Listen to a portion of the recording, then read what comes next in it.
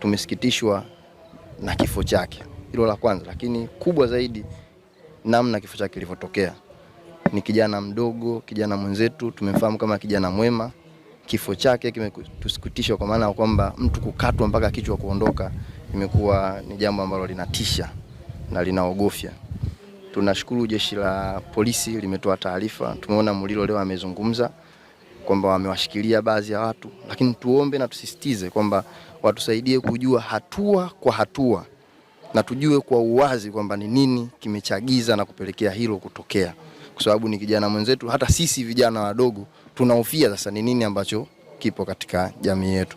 Kubwa zaidi tunawapa pole familia, ndugu na jamaa, kwa sababu hasa sisi ambao tupo wapo na wenzetu ambao wameshindwa kufika kutokana na majukumu yao ya kikazi na kadhalika, lakini tumeumia mno kwa sababu ni kijana ambaye alikuwa na ndoto ambazo tulikuwa